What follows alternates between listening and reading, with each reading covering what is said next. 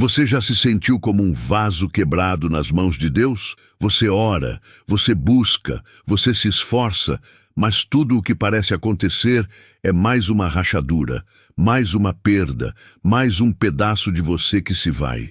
Você olha para a sua vida e vê os cacos dos seus sonhos, a poeira dos seus planos e o silêncio onde antes havia certeza. E no meio desse processo doloroso, uma pergunta ecoa no fundo da sua alma. Deus, por que o Senhor está me quebrando tanto? Sentimos a dor da perda, a humilhação do fracasso, a solidão do deserto, e a nossa primeira reação é pensar que algo está errado. Concluímos que fomos abandonados, que erramos o caminho, ou pior, que Deus se esqueceu de nós. Mas e se eu te dissesse que esse quebrantamento não é o fim da sua história, mas o começo do seu verdadeiro chamado? E se cada pedaço quebrado fosse, na verdade, a remoção de algo que te impedia de alcançar o propósito para o qual você foi criado? Antes de continuarmos, comenta aqui embaixo de qual cidade você está nos assistindo. Isso ajuda a gente a conhecer você melhor e a espalhar essa mensagem para ainda mais pessoas. E não esquece de se inscrever no canal, deixar o seu like e compartilhar esse vídeo com alguém que precisa ouvir essa palavra. Homens como Billy Graham, que falaram para multidões e viram nações se curvarem a Cristo, entenderam um princípio que a nossa geração parece ter esquecido. Deus não usa homens e mulheres que se sentem fortes, mas aqueles que foram esvaziados de si mesmos. Ele não constrói sobre a fundação do nosso orgulho, mas sobre as ruínas da nossa autossuficiência. O poder de Deus não flui através de canais cheios de si, mas através de vasos quebrados e rendidos. O erro que muitos de nós cometemos é buscar a unção sem antes abraçar o altar do sacrifício. Queremos o poder do chamado, mas fugimos da dor da preparação. O céu, no entanto, opera com uma lógica inversa à nossa. Para Deus, o quebrantamento não é um sinal de rejeição, mas de eleição. É a forma como Ele nos esvazia do que é nosso, para nos encher do que é dele. É o treinamento intensivo para um nível de autoridade e intimidade que a nossa força humana jamais poderia suportar. Hoje, nós vamos mergulhar em uma verdade que pode transformar a sua perspectiva sobre o seu sofrimento. Vamos desvendar 7 quebrantamentos específicos que, longe de serem sinais do seu fim, são os anúncios divinos de que Deus está te preparando para um chamado maior. Cada um desses processos é uma etapa no laboratório de Deus, onde Ele te molda, te purifica e te capacita para carregar um peso de glória que você nem imagina. Veremos que a dor que você sente hoje pode ser a certidão de nascimento do ministério que Deus quer liberar através de você amanhã. Revelaremos como Deus usa o deserto para tratar o nosso caráter, a perda para ajustar nosso foco e a fraqueza para manifestar o seu poder. Você está pronto para reinterpretar as suas feridas? Está pronto para ver seu quebrantamento não como uma maldição, mas como a assinatura de Deus no seu chamado? Então, prepare o seu coração, porque a verdade que vamos explorar hoje não é para os que buscam conforto, mas para os que anseiam por propósito, mesmo que ele venha através do fogo. O primeiro e mais fundamental quebrantamento que Deus opera em quem Ele decide usar é o da autossuficiência. Esta é a fortaleza do nosso orgulho, a cidadela do nosso ego. É a crença sutil e por vezes inconsciente de que podemos fazer a obra de Deus com a nossa própria força, o nosso talento, a nossa inteligência ou o nosso carisma. É o eu posso, eu sei, eu consigo.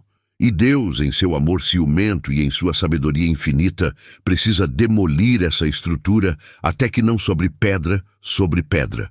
Por quê? Porque a glória dele não pode ser compartilhada. E o poder dele só se aperfeiçoa na nossa fraqueza. Veja a vida de Moisés. Nos primeiros 40 anos, ele era o príncipe do Egito. Tinha a melhor educação, acesso ao poder, conhecimento militar e político. Ele era, aos olhos do mundo, o homem mais capacitado de sua época. E com essa força, ele tentou iniciar seu ministério. Ele viu um egípcio maltratando um hebreu e, em sua própria força, ele agiu. Ele matou o homem. Ele tentou ser o libertador com suas próprias mãos. O resultado? Rejeição e fuga. Seu ministério, nascido da força humana, durou um dia e terminou em exílio. Deus então o levou para o deserto por 40 anos. 40 anos para quebrar o príncipe do Egito. 40 anos para esvaziá-lo de sua confiança em si mesmo, de suas credenciais, de sua força.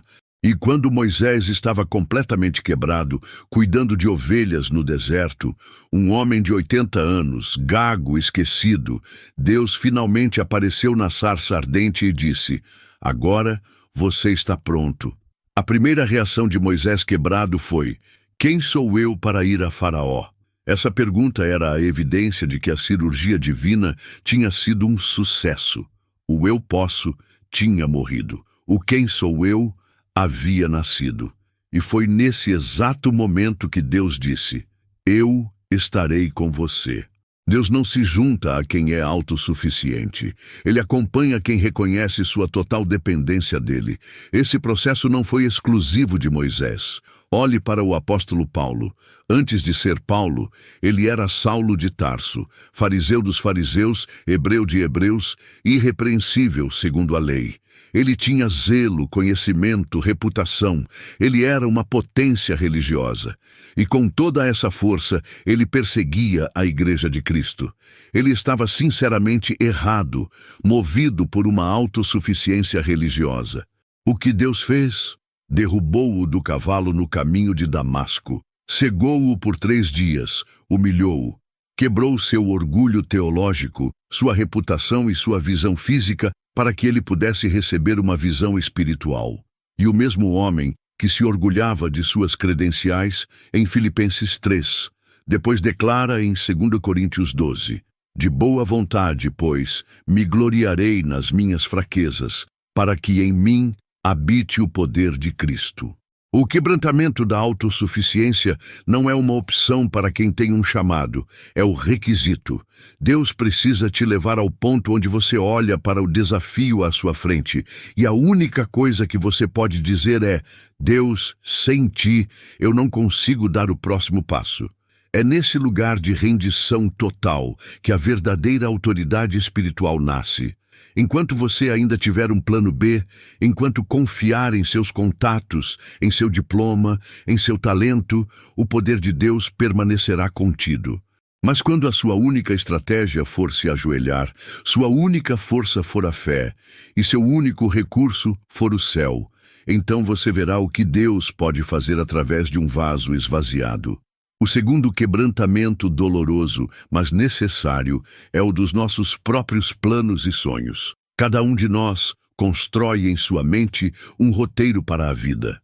Traçamos metas, sonhamos com um futuro, estabelecemos um caminho que nos parece lógico e desejável. Muitas vezes, até mesmo consagramos esses planos a Deus, pedindo que Ele abençoe a nossa agenda. Mas a verdade do reino é que, para seguir o chamado de Deus, muitas vezes precisamos ver a nossa própria agenda ser completamente rasgada. Provérbios 19:21 nos adverte: "Muitos são os planos no coração do homem, mas o que prevalece é o propósito do Senhor." Deus não está interessado em ser um copiloto nos nossos planos. Ele exige ser o piloto. Pense na história de José. Ele recebeu um sonho de Deus, um sonho de liderança, de autoridade, de que sua família se curvaria diante dele. O sonho era divino, mas o caminho para a realização desse sonho foi o oposto de tudo o que a lógica humana poderia planejar. Qual seria o plano de José? Talvez subir na hierarquia familiar, usar seus dons de administração para prosperar, ganhar o respeito de seus irmãos gradualmente. Mas qual foi o plano de Deus? Um poço, uma venda como escravo, uma falsa acusação, uma prisão. Cada um desses eventos era um golpe mortal nos planos de José. No poço, seu plano de primazia familiar morreu. Na casa de Potifar, seu plano de uma vida digna morreu com a acusação. Na prisão, seu plano de liberdade e justiça morreu no esquecimento do copeiro. José foi sistematicamente despojado de todos os seus próprios caminhos, de toda a sua capacidade de controlar seu destino. Por quê? Porque Deus estava forjando nele um caráter que pudesse suportar o peso do poder que viria. Na prisão, ele aprendeu a administrar sem reconhecimento. Na humilhação, ele aprendeu a perdoar. No esquecimento, ele aprendeu que sua única esperança era Deus. O quebrantamento de seus planos não foi um desvio, foi o caminho, foi a preparação necessária para que, quando ele se tornasse o segundo homem mais poderoso do Egito, ele não fosse corrompido pelo poder, mas usasse sua posição para cumprir o propósito de Deus de salvar nações. Muitos de nós estamos lutando contra Deus neste exato ponto. O emprego que você perdeu, o negócio que faliu, o ministério que não decolou, o relacionamento que terminou, você os vê como fracassos, você lamenta a perda do seu plano, mas Deus está te convidando a ver de outra perspectiva. E se essa porta fechada fosse a única maneira de te forçar a olhar para a porta que Ele está abrindo? E se essa perda fosse o instrumento divino para libertá-lo de um sonho pequeno, para que você pudesse abraçar um destino eterno? A rendição da nossa agenda é um dos atos de fé mais profundos que podemos realizar. É dizer como Jesus no Getsêmani: não seja como eu quero, mas como tu queres. É entregar a caneta a Deus e confiar que o autor da vida sabe escrever uma história muito melhor do que a nossa. O seu chamado maior pode estar do outro lado de um sonho que precisa morrer. A sua maior vitória pode estar escondida na sua maior derrota. Deus não está destruindo seu futuro. Ele está te protegendo de um futuro que não é o dele para você. Ele está quebrando seus planos terrenos para te dar um propósito celestial. A questão é: você vai continuar chorando pelos escombros do seu projeto ou vai se levantar e perguntar: Senhor, qual é o próximo passo da tua construção? Este é talvez um dos quebrantamentos mais excruciantes, pois atinge o âmago da nossa necessidade humana de aceitação e pertencimento. É o quebrantamento da nossa reputação e, muitas vezes, dos nossos relacionamentos mais próximos. É quando Deus permite que sejamos mal compreendidos, caluniados, traídos ou abandonados. É o processo da solidão forçada, o deserto relacional, onde as vozes que antes nos aplaudiam se calam, ou pior, se levantam para nos acusar. Aos nossos olhos, isso é uma catástrofe. Sentimos a dor da injustiça, o aguilhão da traição. Mas aos olhos de Deus, este é um laboratório cirúrgico essencial. Ele nos isola para nos ensinar uma verdade que só pode ser aprendida na solidão. Ele é a nossa única fonte de validação. Olhe para a vida de Davi. Ele foi ungido rei, mas logo em seguida se tornou um fugitivo. O homem que foi celebrado como herói nacional por matar Golias passou anos sendo caçado como um criminoso por Saul. Ele dormia em cavernas, era traído por aqueles que deveria governar e vivia em constante perigo. Sua reputação foi destruída, seus relacionamentos foram testados até o limite. E foi nesse lugar de quebrantamento absoluto que o coração de Davi foi forjado. Nas cavernas da solidão, ele escreveu os Salmos. Foi no abandono humano que ele aprendeu a declarar: o Senhor é o meu pastor, nada me faltará. Foi na perseguição que ele aprendeu a dizer: ainda que um exército se acampe contra mim, o meu coração não temerá. Deus permitiu que a aprovação dos homens fosse retirada de Davi para que ele aprendesse a viver unicamente da aprovação de Deus. Ele teve que perder o apoio do palácio para encontrar o sustento do céu. E quando ele finalmente se sentou no trono, ele não era um rei que dependia da opinião pública, mas um rei cujo coração era segundo o coração de Deus. Essa verdade se repete em toda a Escritura. Jobe, um homem justo, perdeu tudo, e seus amigos, em vez de o consolarem, Vieram acusá-lo, destruindo sua reputação e questionando sua integridade. Jesus, o Filho de Deus, foi traído por um discípulo, negado por outro e abandonado por todos. Paulo foi deixado por muitos de seus cooperadores e enfrentou oposição constante daqueles que ele tentava servir. Por que Deus permite isso? Porque o chamado maior exige um nível de resiliência espiritual que não pode ser construído em meio a aplausos. A dependência da aprovação humana é uma das correntes mais perigosas para um líder. Ela nos torna manipuláveis, nos faz comprometer a verdade em troca de aceitação e nos impede de tomar decisões impopulares que o reino exige. Deus, em seu amor, corta essa corrente. Ele permite o quebrantamento da nossa imagem para que a nossa identidade seja refundada nele.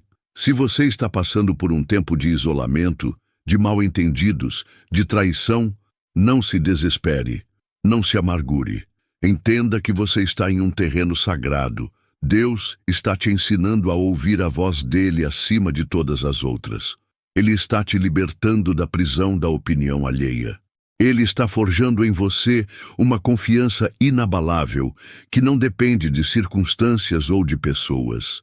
Abrace o silêncio do deserto, pois é nele que Deus fala mais alto.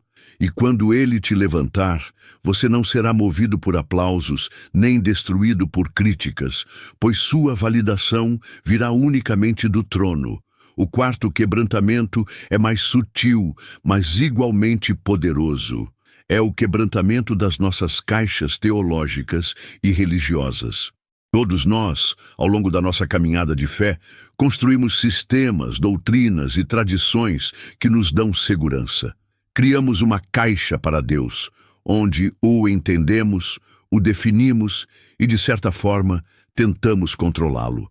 Gostamos das nossas certezas, das nossas fórmulas, do nosso jeito certo de fazer as coisas. E então, para nos levar a um chamado maior, Deus vem com um martelo e quebra a nossa caixa.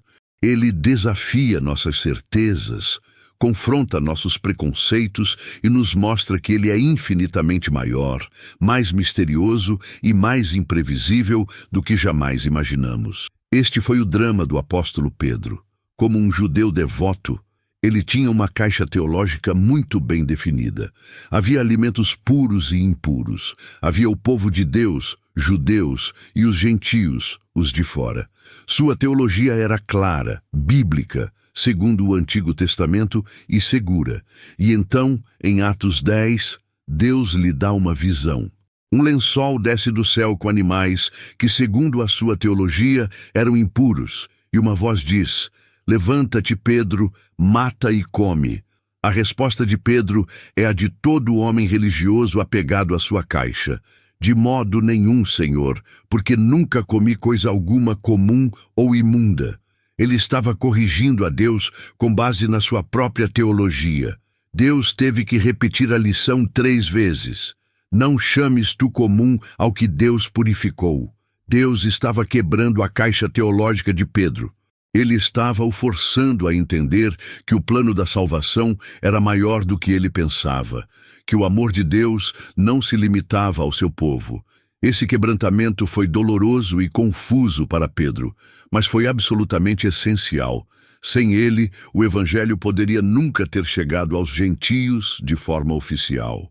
O chamado de Pedro para ser um pilar da Igreja Universal exigia a demolição de seu exclusivismo religioso. Muitos de nós estamos vivendo esse quebrantamento hoje. A oração que não foi respondida da forma que a sua teologia dizia que seria. A crise que abalou sua fé inabalável. A descoberta de que Deus age de maneiras que não se encaixam em seus padrões denominacionais. Isso não é um sinal de que você está perdendo a fé.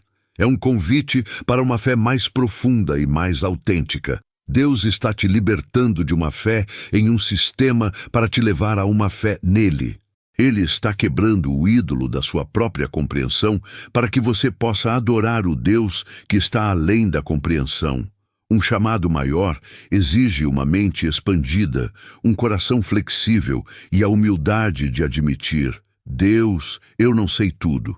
Enquanto estivermos presos às nossas fórmulas, limitaremos o que Deus pode fazer através de nós. Mas quando permitimos que Ele quebre nossas caixas, nos tornamos disponíveis para o novo que o Espírito Santo quer fazer. Esse quebrantamento nos leva da arrogância do conhecimento para a humildade do mistério. Ele nos ensina a seguir o Espírito em vez de um mapa antigo.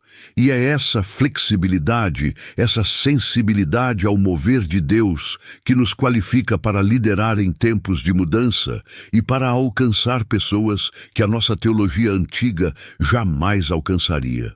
Não tenha medo quando Deus desafiar suas certezas.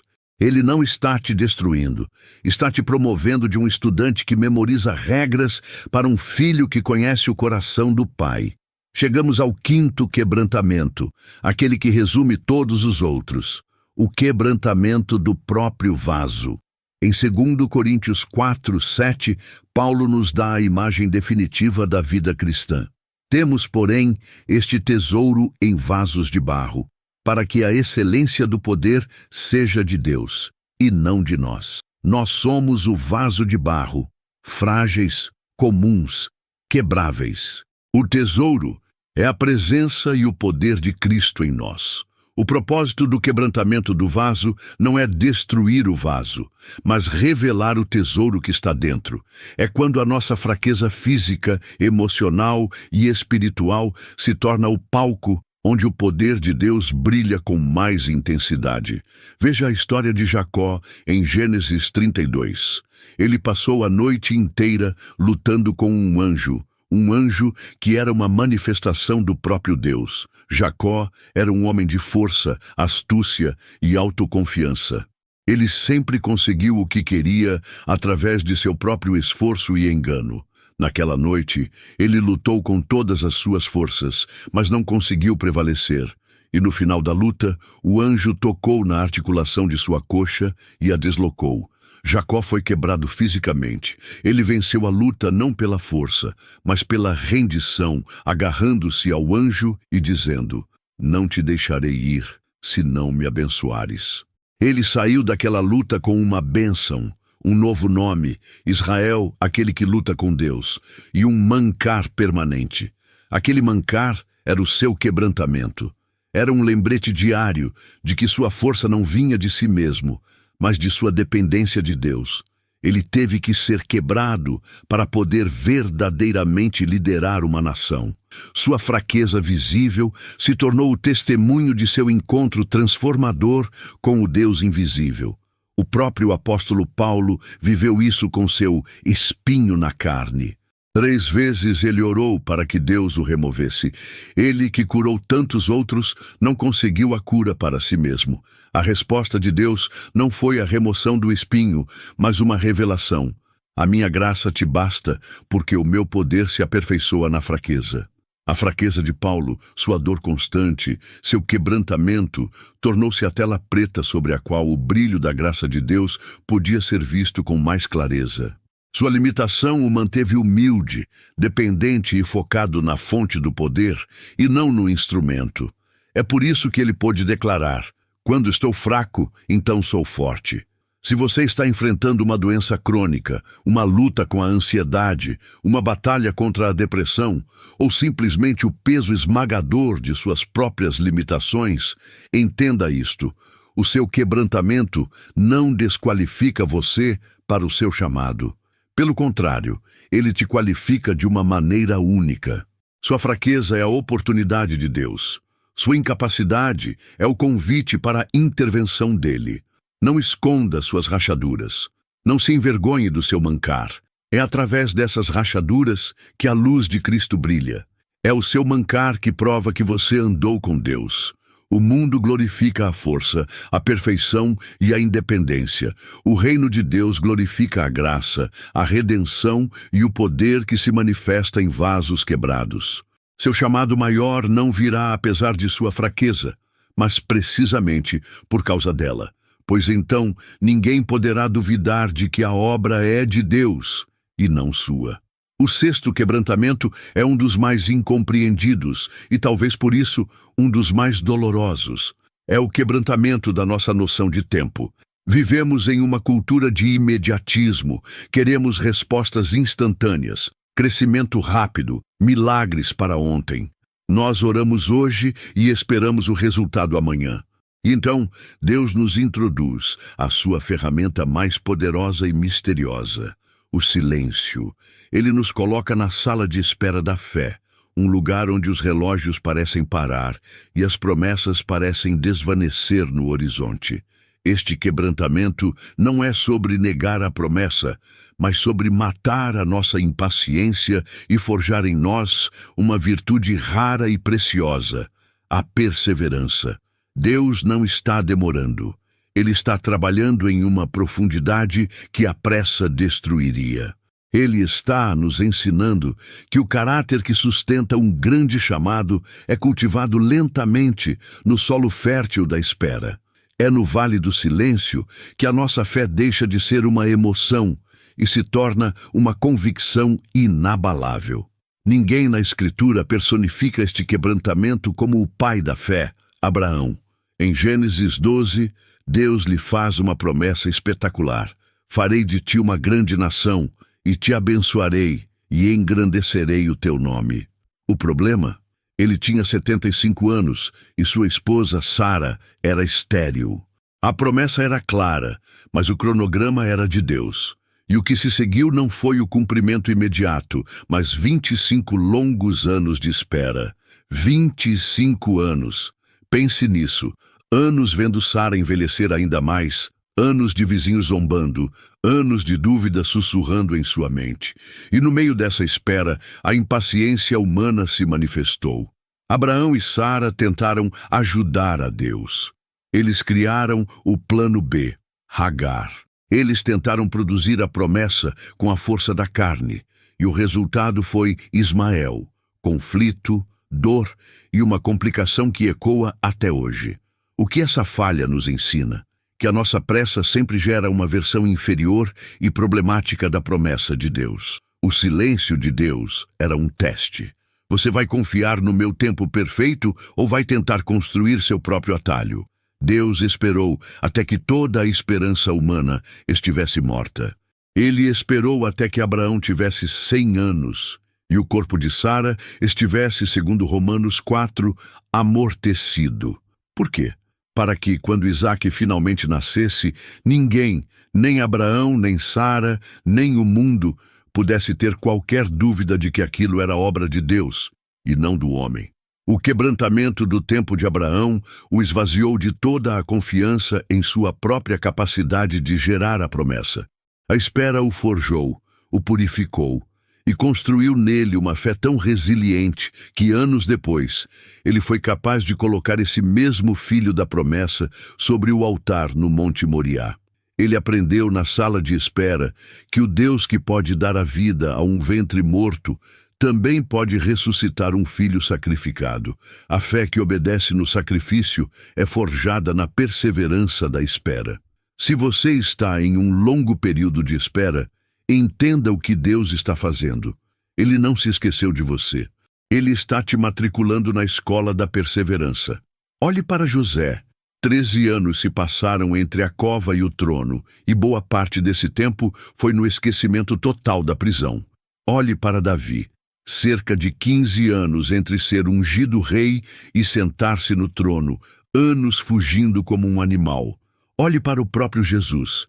30 anos de silêncio e anonimato em Nazaré para apenas 3 anos de ministério público. A preparação é quase sempre mais longa que a manifestação. Deus está usando este tempo para arrancar de você a ansiedade, para te ensinar a descansar nele e para purificar seus motivos. Você quer o chamado pelo chamado ou o quer acima do chamado? A espera revela a resposta. Portanto, não despreze o silêncio. Não aborte o processo com um plano Hagar. Abrace a espera como um treinamento sagrado. É nesse lugar de aparente inatividade que Deus está construindo a estrutura interna capaz de suportar o peso da glória que Ele está prestes a liberar em seu tempo perfeito. O sétimo e último quebrantamento, que anuncia um chamado maior, é um dos mais pragmáticos e aterrorizantes: o quebrantamento dos nossos recursos. É quando Deus permite que a nossa segurança financeira se evapore. É o emprego perdido, o negócio que não prospera, a conta bancária que chega a zero. É o momento em que olhamos para as nossas mãos e as encontramos vazias. Em um mundo que mede o valor e a segurança pela abundância material, este quebrantamento nos leva ao lugar do pânico. Ele ataca nosso instinto de sobrevivência e nos faz questionar a bondade de Deus. No entanto, na economia do céu, o esvaziamento dos nossos celeiros é o pré-requisito para a revelação de Deus como Jeová Jiré, o nosso provedor. Deus não pode nos mostrar que Ele é a fonte enquanto ainda estamos confiando nos nossos recursos. Ele precisa nos levar ao fim da nossa provisão para nos introduzir ao começo da sua provisão sobrenatural. Este quebrantamento não tem a intenção de nos destruir, mas de nos transferir de um sistema de confiança no visível para um sistema de dependência radical no invisível.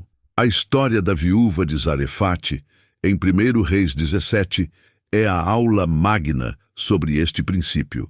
A terra estava sob o juízo de uma seca severa. A fome era generalizada. E Deus envia o profeta Elias não para a casa de um homem rico, mas para a casa de uma viúva que estava em seu último suspiro de esperança. Quando Elias a encontra, ela não está cozinhando um banquete, ela está juntando 2 gravetos para preparar sua última refeição.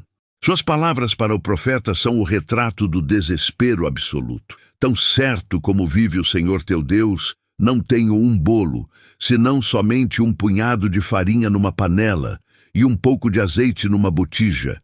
E vês aqui, apanhei 2 gravetos para que eu vá e o prepare para mim e para o meu filho, para que o comamos e morramos. Ela não tinha um plano B, seu plano era comer e morrer.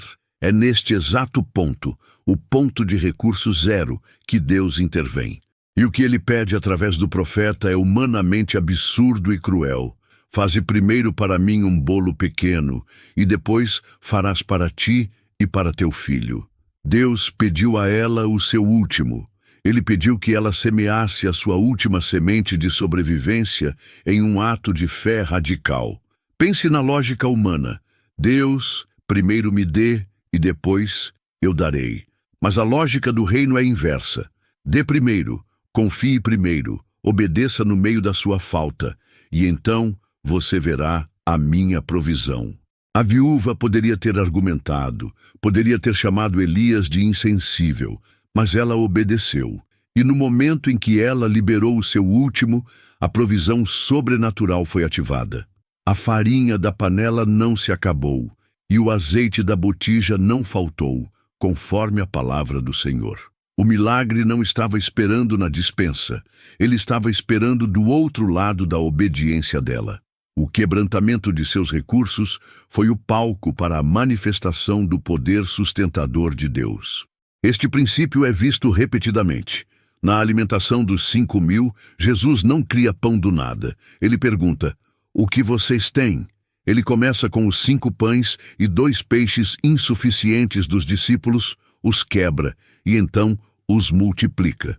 Deus quer o seu insuficiente em suas mãos. Ele quer o seu último dólar, seu último pingo de energia, sua última gota de esperança. Se você está enfrentando uma crise financeira, se a incerteza material está gritando em seus ouvidos, entenda que você está em um terreno sagrado. Deus está te convidando para um nível mais profundo de confiança. Ele está quebrando sua dependência do seu salário, da sua poupança, da sua habilidade de fazer acontecer, para que Ele possa se tornar sua única e verdadeira fonte. Um chamado maior, muitas vezes, exige recursos que você não possui.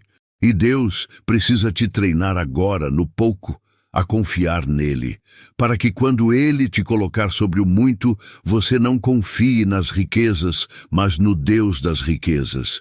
Seu quebrantamento financeiro não é seu fim. É sua iniciação na vida de fé, onde o pão de cada dia é de fato um milagre diário.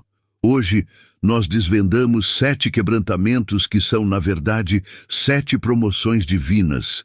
O quebrantamento da autossuficiência, que nos leva à dependência. O quebrantamento dos nossos planos, que nos alinha ao propósito eterno. O quebrantamento da nossa reputação, que nos firma na identidade em Cristo. O quebrantamento das nossas caixas teológicas, que nos abre para a imensidão de Deus. O quebrantamento do vaso, que revela o poder que habita em nós. O quebrantamento do nosso tempo, que forja a perseverança no silêncio. E o quebrantamento dos nossos recursos, que nos revela a Deus como nosso único e verdadeiro provedor. Talvez, ao ouvir isso, você tenha identificado sua vida em cada uma dessas etapas. Você vê os cacos espalhados ao seu redor. A dor é real. As lágrimas são válidas. Mas a partir de hoje, eu te convido a mudar sua perspectiva. Não olhe para esses cacos como destroços de um fracasso, mas como as peças de um mosaico que Deus está montando. Cada pedaço quebrado tem um lugar no seu design soberano. O oleiro não quebra o vaso por raiva, mas por amor. Ele o quebra para remover as impurezas, para remodelá-lo, para torná-lo maior, mais forte e mais capaz de conter o óleo novo que ele quer derramar. O chamado que Deus tem para você é grande demais para o você de ontem. Ele exige um novo você, forjado no fogo da aflição, purificado pelas lágrimas do quebrantamento e sustentado unicamente pela graça. Portanto, se você está no meio de um desses processos, não resista. Renda-se ao processo. Entregue os cacos nas mãos do oleiro. Diga a ele: Senhor, eis-me aqui. Quebra-me, molda-me, enche-me, usa-me. A sua rendição no vale do quebrantamento é o que determinará a altitude do seu voo no cumprimento do seu chamado.